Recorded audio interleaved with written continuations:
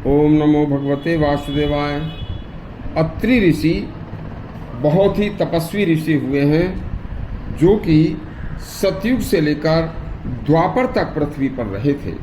देखिए, उन्होंने कहा है कि केवल ब्राह्मण के घर में जन्म लेने से ब्राह्मण नहीं हो जाता।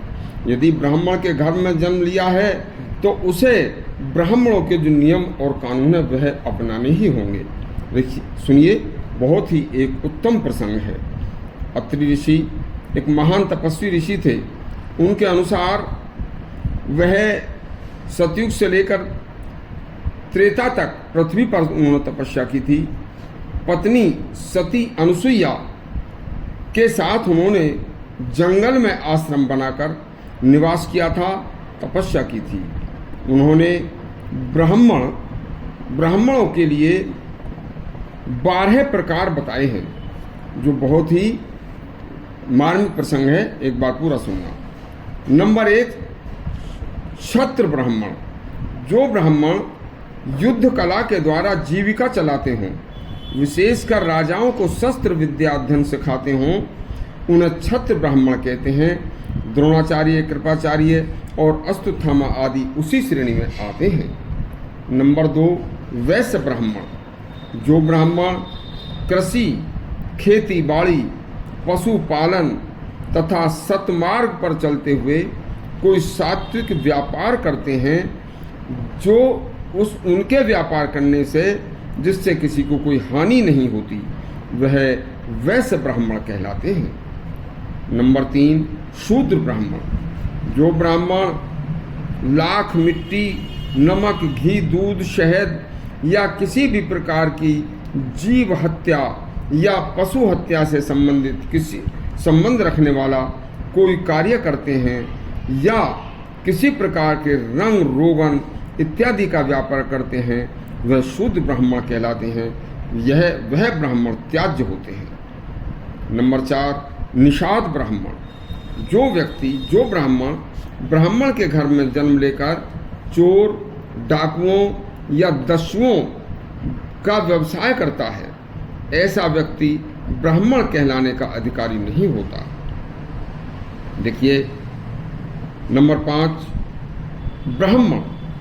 जिसने ब्राह्मण के घर में जन्म लेकर यदि वेदों के किसी भी अंश का अध्ययन किया हो तथा वेदानुरूप जीवन जिया हो, वह ब्राह्मण है और उसे सच्चा ब्राह्मण ही समझे।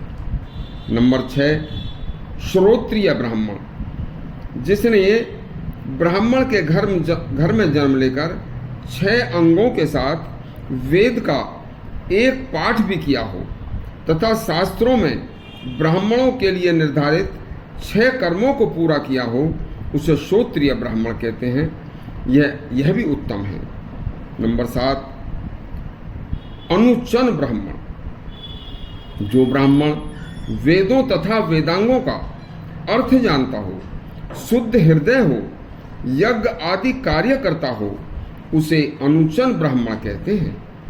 नंबर 8, ऋषि ब्राह्मण। जो ब्राह्मण ब्रह्मचारी हो, कठोर तपस्या करने वाला हो, सत्यवादी हो, सौम्य स्वभाव हो और सत्यवादिता के साथ वह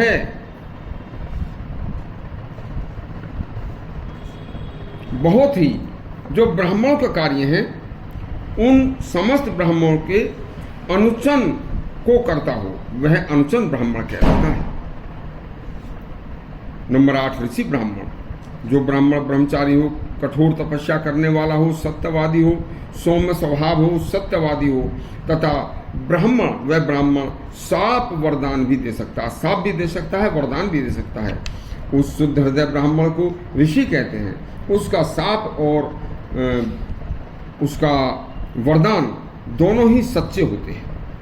नंबर 9, मुनि ब्राह्मण। जो ब्राह्मण वन में रहता हो, कंद मूल खाकर, फल खाकर केवल फलाहार से जीविका चलाता हो तथा तपस्या में लीन रहकर भगवत भजन करता हो, उसे मुनि ब्राह्मण कहते हैं। नंबर 10, गुण ब्राह्मण। जिस ब्राह्मण में अनुचन ब्राह्मण के गुण कुछ हद तक विद्यमान होते हैं, उस ब्राह्मण को गूढ़ ब्राह्मण कहते हैं। नंबर 11, ऋषि कल्प ब्राह्मण। जिस ब्राह्मण को सांसारिक और वैदिक ज्ञान हो या आयुर्वेद का ज्ञाता हो, उस ब्राह्मण को ऋषि कल्प ब्राह्मण कहा जाता है, वह भी उत्तम है।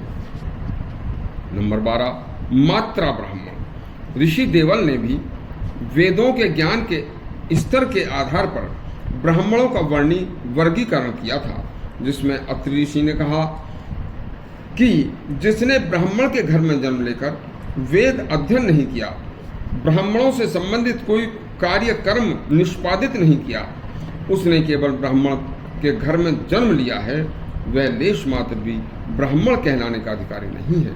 ऐसे ब्राह्मण को मात्रा ब्राह्मण कहते हैं।